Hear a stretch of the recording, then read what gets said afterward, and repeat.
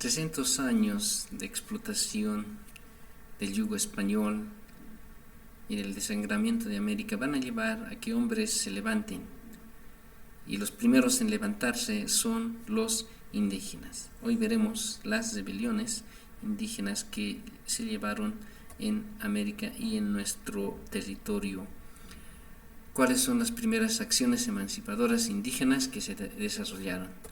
Tenemos que mencionar a Manco Inca, o llamado Tupac Amaru I, el cual se llevó a cabo en 1545.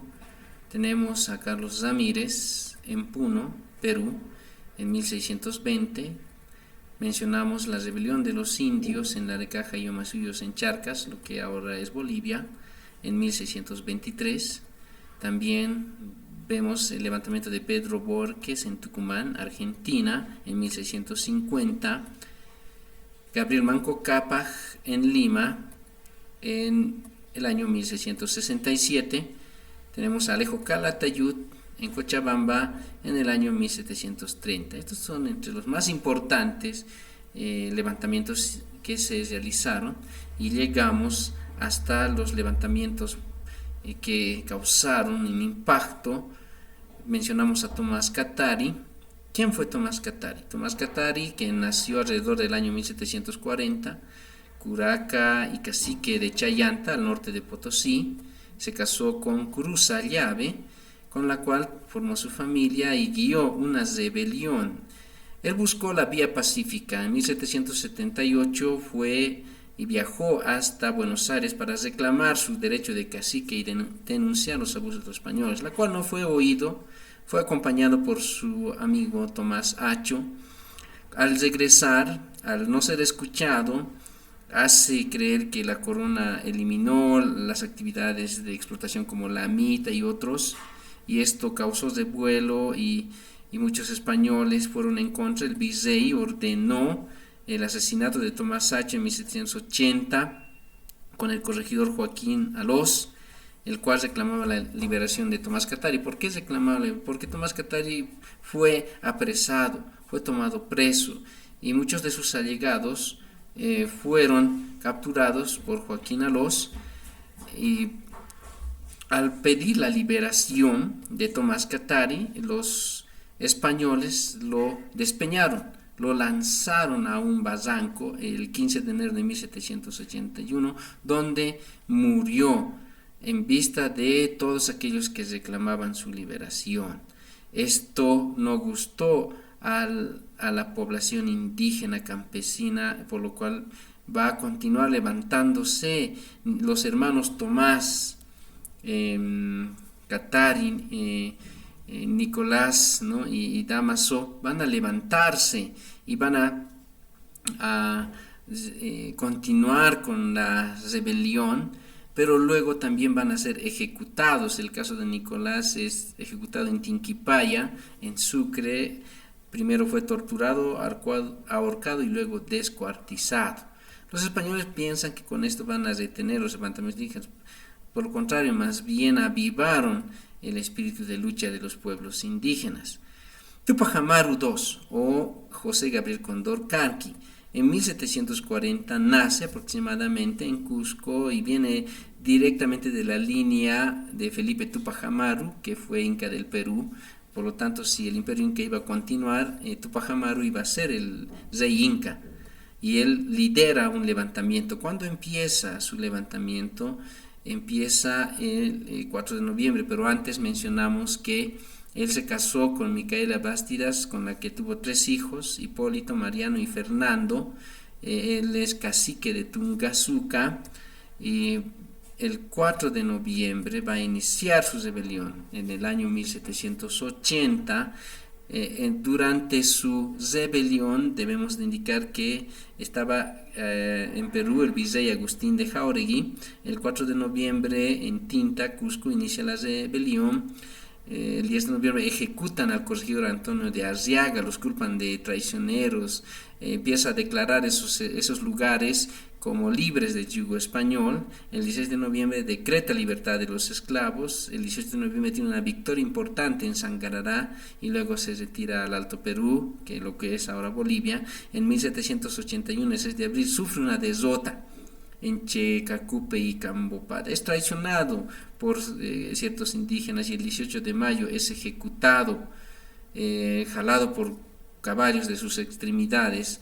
Fue resistente Tupac Amaru, tuvieron que descuartizarlo y degollarle la cabeza para que muriera este revolucionario indígena que hasta hoy tiene influencia. Estos son los territorios que fueron conquistados por Tupac Amaru II en el Perú, y aquí tenemos ya acercándonos hacia el Alto Perú, lo que es Bolivia, que también tuvo nexos con los levantamientos que hubo aquí en Alto Perú en ese tiempo. Tupac Amaru queda su nombre en la historia. Juliana Pasa Tupac Katari, que específicamente en el Alto Perú va a ser su rebelión, nació en Sica.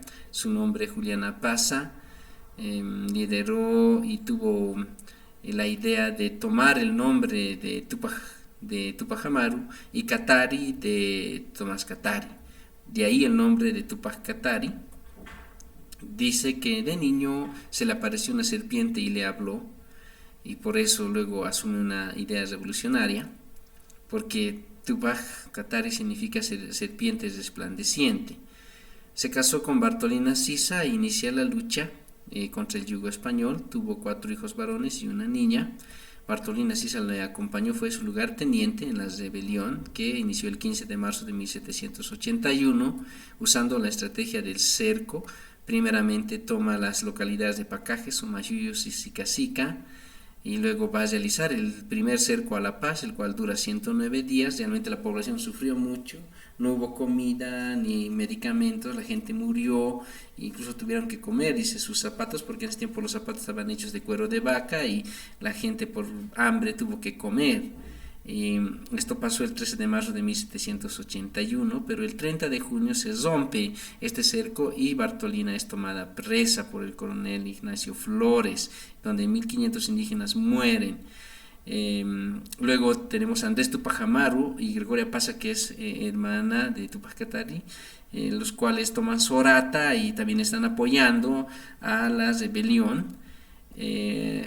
Se produce el segundo cerco de La Paz el 15 de agosto de 1781, pero el 17 de octubre José de Seguín rompe este cerco y más adelante va a capturar a Tupac Katari, el cual va a ser traicionado, ¿no? El virrey Perú ordena un indulto, por eso traicionan a Tupac Katari y planean una fiesta donde el Inca Lupe va a entregar a Tupac Katari, el cual luego recibe una sentencia. El 9 de noviembre es capturado y luego es llevado a Peñas para recibir su juicio y luego la sentencia, que era el descuartizamiento, igual que Tupac Amaru. Muere el 15 de noviembre de 1781, fue arrestado, fue torturado y fue descuartizado. Cada una de las partes de su cuerpo fueron enviados a distintos lugares para que los indígenas vean cómo acaban los líderes de la rebelión. Pero en vez de asustarlos, levantó a la rebelión. Muchos siguieron luchando hasta lograr vencer al yugo español. Hay que mencionar que a los indígenas se van a sumar criollos como Sebastián Pagador el 10 de febrero de 1781 aquí en Oruro. Por eso recordamos este día como aniversario de Oruro. Él, que administraba las cajas reales, se une a los indios indígenas en la rebelión, y al estar realizándose saqueos, porque los indígenas habían realizado saqueos inundados de odio contra los españoles, estaban saqueando casas, comercios, y llegan a las casas reales y quisieron saquear, pero Sebastián Pagador trata de defender y ahí es donde él muere en manos de los indígenas, y lo tomamos como uno de los que se levantó en contra del yugo español y uno de los héroes de la lucha por la independencia. Hay que mencionar al mestizo Lazo Vega, que se sublevó en marzo de 1781 en Tupiza y tomó al mando de las provincias Chichas, Lipe, Sinti y Porco, a nombre de Tupac Amaru, que se estaba levantando en Perú. y fue colaborado por su secretario Fermín Aguirre, pero esta rebelión fue sofocada por Reseguín y los caudillos fueron ahorcados por orden de general. También debemos mencionar a las mujeres, tuvieron un papel muy importante en esta lucha, entre ellas Bartolina Sisa, esposa de Tupac Katari, Gregoria Pasa, es hermana de Juliana Pasa, Tupac Katari, a Micaela Bastidas, que fue esposa de Tupac Amaru, que también fue ejecutada a la vista de Tupac Amaru, vio también morir a sus hijos. María Cusi Huarca es otra indígena que luchó. Ana de Tarma, que también es otra de las heroínas que podemos mencionar dentro de las mujeres indígenas que lucharon. Esto es todo por hoy, gracias por su atención y que Dios las bendiga.